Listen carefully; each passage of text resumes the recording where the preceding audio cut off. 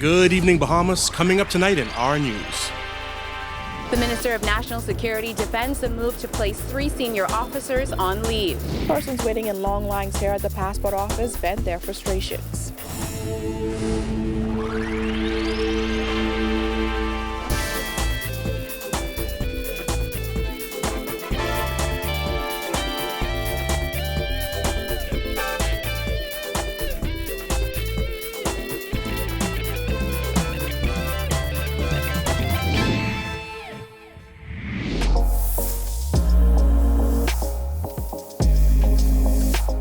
Our news is brought to you by Alive. Welcome to our news and thanks for joining us. I'm Jared Higgs. Topping news tonight, National Security Minister Marvin Dames defending a move by the Minister administration to send 2 assistant commissioners and a deputy commissioner home in the Royal Bahamas Police Force on leave pending retirement. Dames slammed the Progressive Liberal Party, who claimed that at least one of those changes is political. He insisted government is simply ensuring the force is run more efficiently. Gillian Gray reports. The Minister of National Security was on the defense today as he insisted that the decision to put those 3 top cops on leave was not a political one. Both men are extremely happy. We had a very cordial conversation this morning. They're my friends. They all are, But this is what is called the transforming of an agency. You come in, you serve, you reach that point of retirement. Okay, you prepare the officers under you to take over, and this is what it's all about. This has nothing to do with politics, and we will continue this process. Senior Assistant Commissioner of Police Stephen Dean, Deputy Commissioner of Police Emric Seymour, and Assistant Commissioner of Police Clarence Rackley were instructed by the Office of the Prime Minister to take their accumulated vacation leave with the option to start retirement leave at the end of their leave period. Dames insisted that he had spoken with Seymour and Dean, whom he called his friends. Well, we asked, what about Rackley? That stage is time to both move. men. Are you speaking specifically about Seymour and Dean? Yeah. If not, there are 3. Well, I just go back and I just told you. Those who I was able to see. My door is open. My door is open to everybody. You haven't yet spoken to Rackley? Everybody. No, not yet. But you plan to? I speak to everybody. The office has always been open. They're all my friends, and so. But that's not the point. Okay, all right. We have systems to follow, and that's exactly what we're doing. This is not personal by any stretch. The National Security Minister slammed opposition leader Philip Davis, who said ACP Clarence Rackley was forced into early retirement via a directive by the Prime Minister. Rackley is the husband of former Urban Renewal Chair Michelle Rackley, who was recently charged with 21 counts of fraud. Davis said that when you ask someone to go on leave, you're basically terminating them. Here's how Dames responded to that. There is nothing personal here, okay? And for the opposition to even make that assumption is very disingenuous, because they left the service in an absolute mess. Police force is a prime example.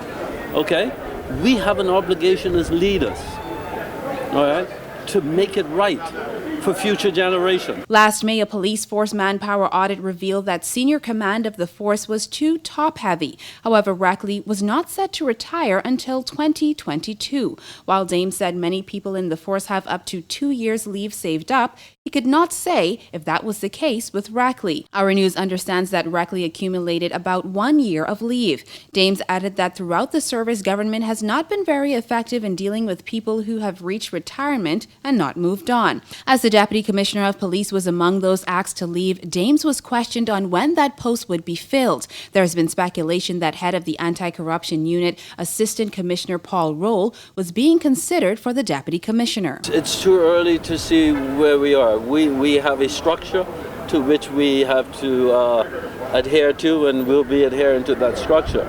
If there are vacancies will be filled.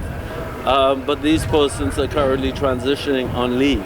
The National Security Minister insisted that they're about developing and training leaders to take over top posts. It's something he said will take place across all law enforcement agencies. Reporting for our news, I'm Gillian Gray. Public Works Minister Desmond Bannister is defending Bahamas Power and Light's decision to engage Finnish technology company Wärtsilä to construct a 132-megawatt engine power plant at the company's Clifton Pier site. The $95 million deal raises questions as to how the newly announced Wärtsilä engines will be paid for. So why is that BPL is paying the $95 million out of capital funds?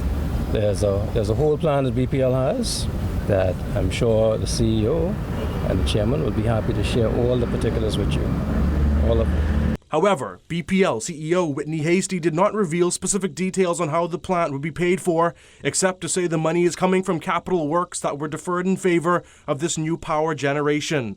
Hasty would not say what percentage of those funds would come from capital works and simply noted that it was a great percentage. Bannister also reassured Bahamians that the deal with Wärtsilä would not impact BPL's MOU with Shell North America. Shell is partnering with Wärtsilä.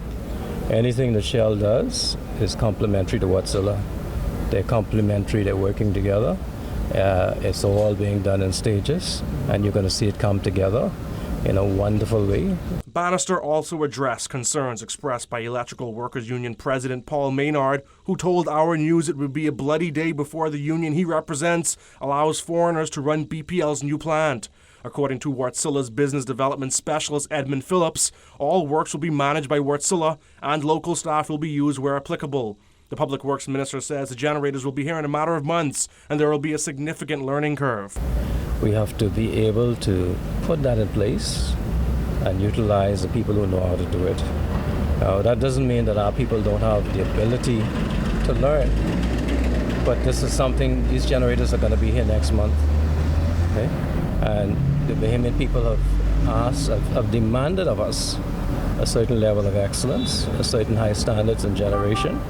And so that learning curve is not going to happen overnight. On Monday, BPL announced that it signed a contract with Finnish technology group Wärtsilä for the construction of a plant that its CEO says will be capable of burning at least 3 different types of fuel. The deal is worth $95 million, with installation expected to be completed later this year. Bannister called on Bahamians to be patient as the work is conducted, echoing BPL officials and saying that the deal will lead to more reliable electricity supply and lower fuel charges on customers' monthly bills. It's going to be a new paradigm in terms of generation, power generation in our country. It's going to make a wonderful difference for all of us over the next few years. Those generators are so huge. When you see them come here, it will actually take a day to get them from the port to Clifton, and it's going to require tremendous, just to get them there, it's going to require tremendous disruption in the road and the traffic. But for your life, for my life, for your family and your children, it's going to make a huge difference for all of us.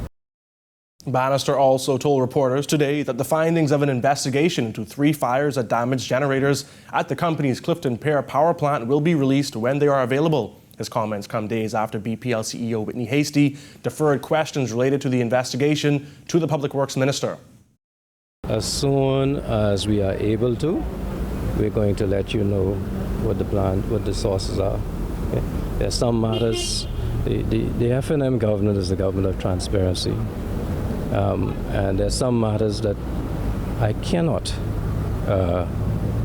put in the public domain immediately. And as soon as I can, I'd be happy to do it. The first fire erupted on September 7th and caused damage to Station C, which houses 2 of the company's largest generators, prompting BPL to load shed throughout New Providence. The second and third fires were said to cause minor damage. Last month, BPL Chairman Dr. Donovan Moxey revealed that officials are still awaiting key reports related to the case. When pressed on whether the investigation has even started, Bannister said this.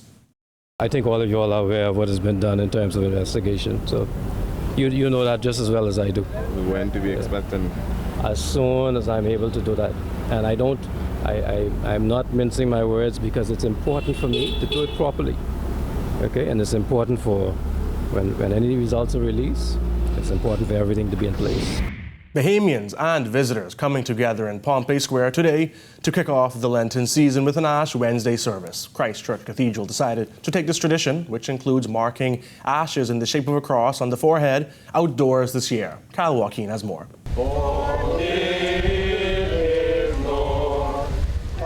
organs, just harmonic voices and the cool sea breeze as Christchurch Cathedral brought its Ash Wednesday service to Pompey Square downtown. Lowell Mortimer has been a member of the historic church since 1973 and said this year the congregation chose to do something different. It is an innovation by the new dean, Dean Harry Bain.